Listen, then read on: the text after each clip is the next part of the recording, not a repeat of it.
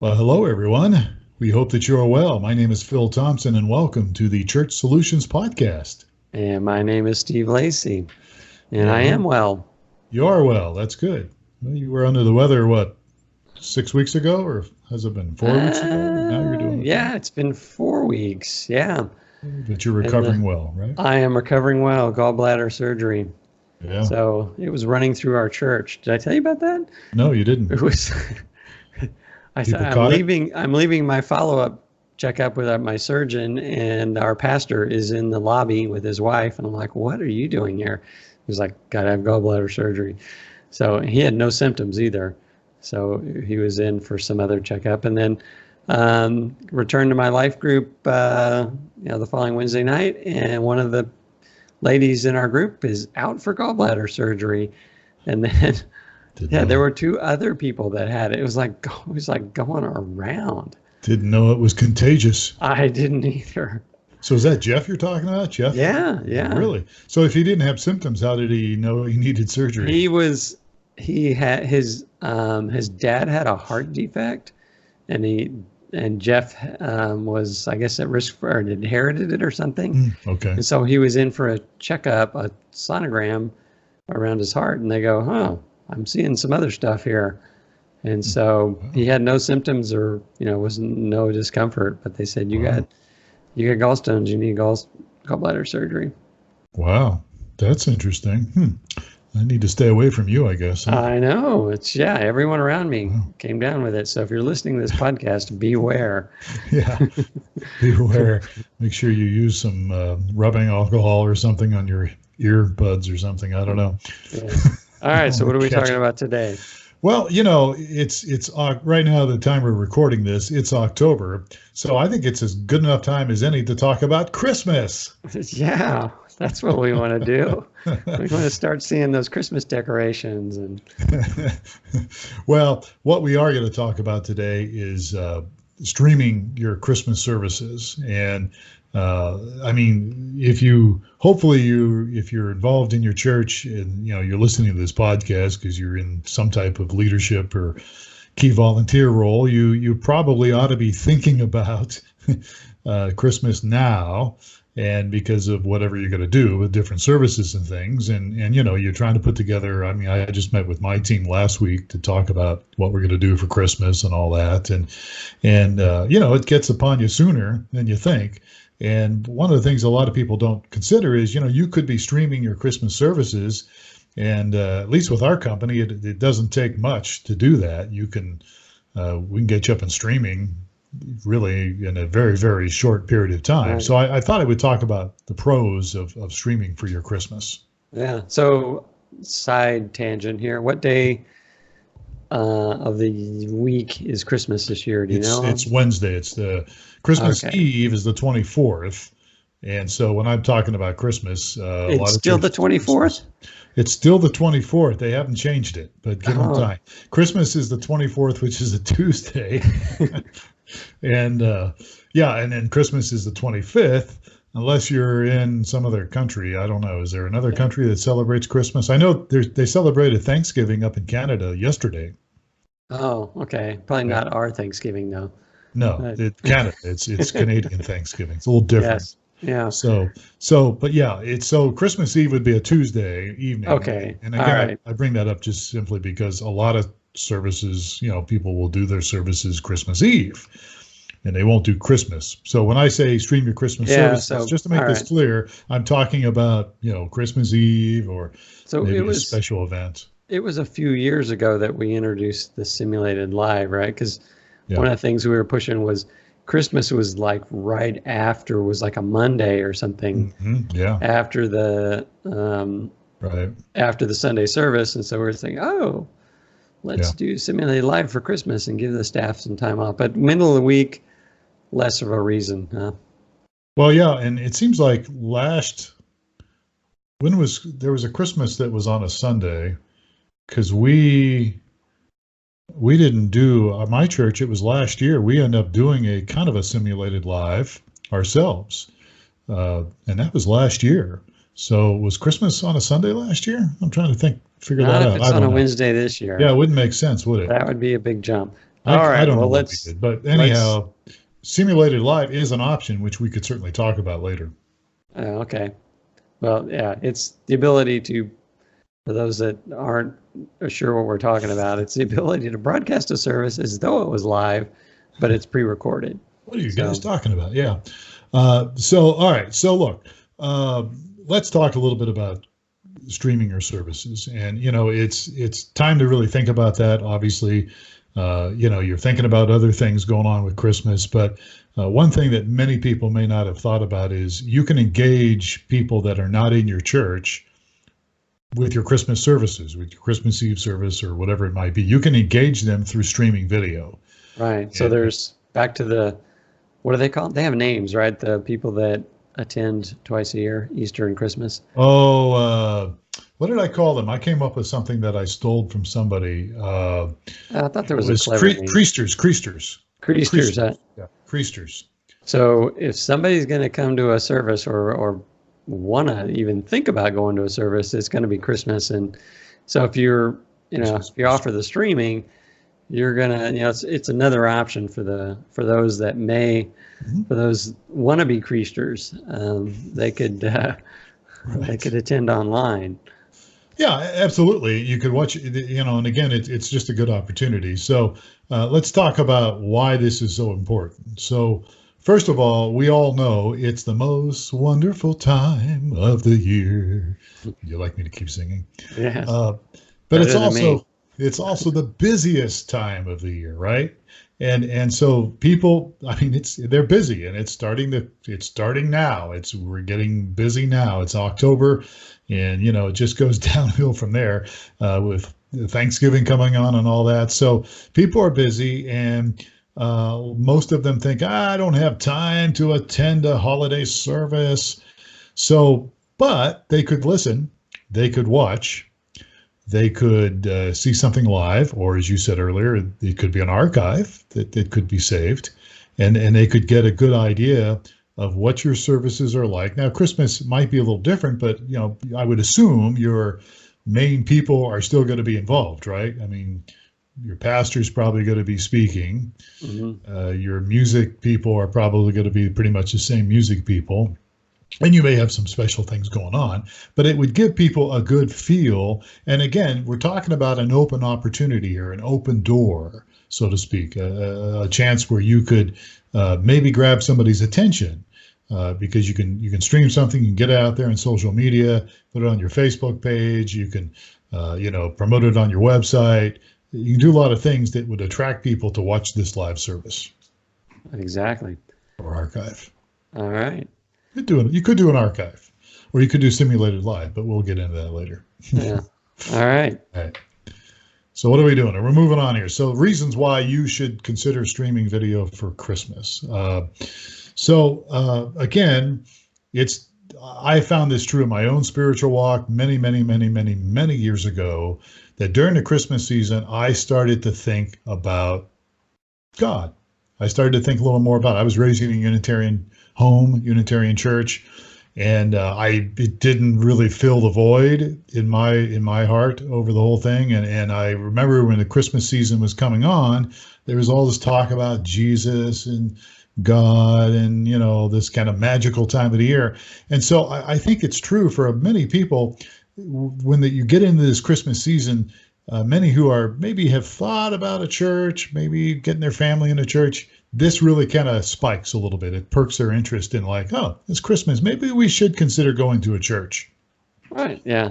I think there's lots of people that this is the ripe time of year. Those that have not been a part of the church and just, having your Christmas services and marketing your Christmas services as well as providing the ability to stream the services is important. Yeah, getting it out there. And, we've talked about marketing here before, and we'll obviously talk about it again, but marketing is actually a good thing. You're getting your word out about your church.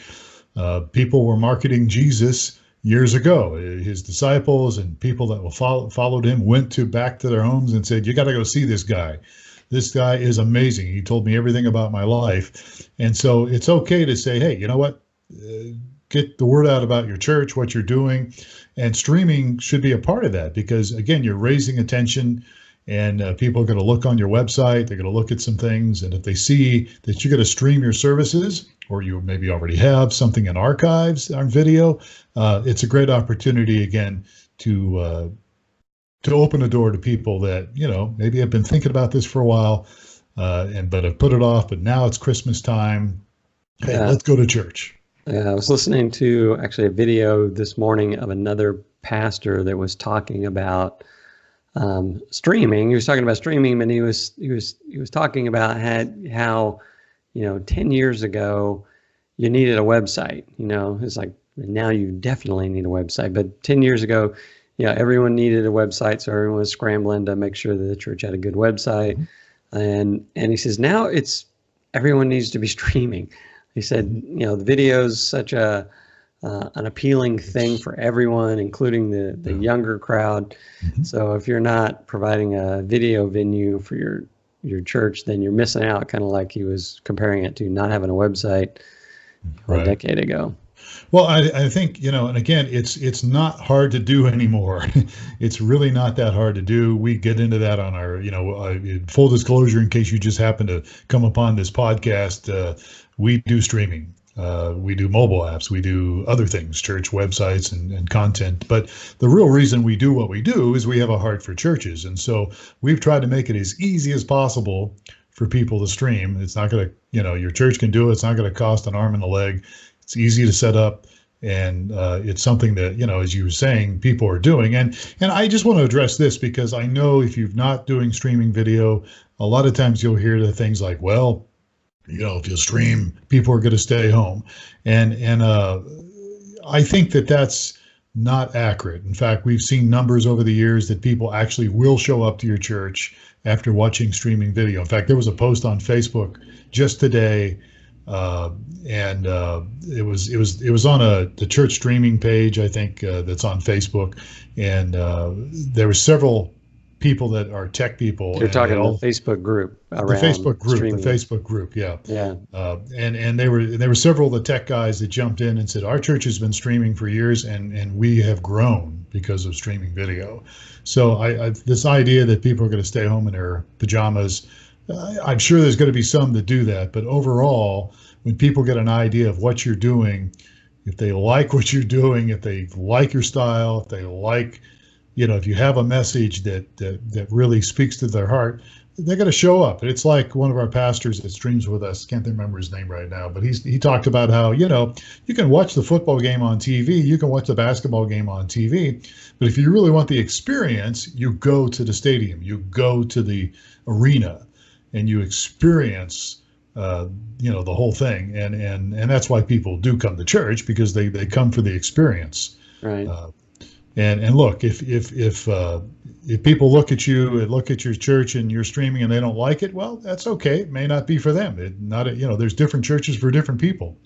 Right. And so I think you need to be careful that you don't blow that off. But yeah, so streaming allows potential guests to take a look at what your church is like, and live video can actually show that, can show sincerity, it can show the authentic worship, it can show the general sense of what the church is like in real time. All right, so where are we here in our notes? I don't know. What is next? On here. Another reason for streaming is the Christmas season, and we're talking in the context of Christmas here. So why stream during Christmas? Well, the Christmas season tends to bring some questions for people. And like earlier, I said how Christmas kind of got me thinking more about spirituality and about God and about Jesus. Well, Christmas brings questions, and people go, okay, what is this God thing all about? Who is Jesus? And if people start thinking about God and you're streaming, and you happen to have a streaming platform that allows to have chat, not just video, but chat, which, by the way, we do, you can engage people while they're watching the video. And so if you create the atmosphere, the culture of, hey, feel free to ask questions, you're not going to be judged, we're not going to condemn you for asking questions. If you create that culture, you'll get people asking questions about God, about, Christianity, about Jesus, whatever, and, about your church probably. And, you can engage those people in real time while they are looking at the video, the live video. So it's an easy way for people to, rather than ask in person or raise your hand in a service or something. I mean, you wouldn't want to do that, but some people. My brother was telling me about, I visited his church this past weekend this past week, and he was telling me about someone having an outburst in the service, and the security having to come and grab the guy. Yeah. Anyway. Had an outburst. Didn't like the message or something. It was actually Easter too. He was upset over the message that was going on Easter. So I guess he attended there fairly regularly, but got upset about not on Easter. We're not talking about this on Easter. So, wow. Anyway, interesting. Anyway. I've had that. I don't know if I've ever really had that actually happen. I've had people disrupt the service when I was speaking. Well, you've I'm sure heard the story back from we were talking about Jeff, the pastor of my church. He had a guy. He tells the story of having a guy that was very hard of hearing, an older guy that was very hard of hearing, and blurts out to the person next to him, "When is he gonna stop? Or when's it gonna be done?" I think I remember that. Yeah. I've had people that had little tics or whatever, little issues where they, would repeat things, and just, I've had people kind of be a little bit disruptive when I'm talking about when I was a senior pastor. Nothing terrible, but I've had kids make a lot of noise. Yeah, you definitely had that. So we're getting way off topic here, but anyway, the chat room is an easy way for people to participate, ask questions, get answers, that sort of thing. So I see next on your list is the holidays are bringing people together. So I have a heart for this. It's a time where, at least in my family, and I think for most families, people come together. People maybe come and make a trip to visit grandma or to whatever, and the people come together during the holiday season. And there are people out there, our military, for one thing. I pastored a church in Junction City, Kansas, and right next to Fort Riley, and we had a lot of military families that were separated from each other because they were deployed, or something like that. And so I have a real heart for people that are separated from their loved ones. And that's very common today. I mean, people are working across the country in jobs. Yes, the military, of course, that's always the thing. But there's times where people just can't get together like they used to. We're so spread out today, more than we ever used to be. Well, streaming video can actually bring people together. You can watch a service together. It's somebody that's over in Africa or in a different country, and you can be there and you can engage with them as they watch the live service. Yeah, or even the next town over, or the next. I have a sister that called our church home, and she lives in Atlanta, Georgia, and she would go online. So. Oh, that's right. I remember that. Yeah. So it does bring, and I could attend the services and chat with her, and So Of course, we see that today. We're in Arizona, and we have what we call snowbirds. And so the snowbirds are starting to come back now. But in the summertime, snowbirds go away, and streaming video. There's lots of people, that are watching a service that they may not be in Tucson, Arizona. They may be somewhere in Ohio, but they're watching it, and they still can kind of engage with each other.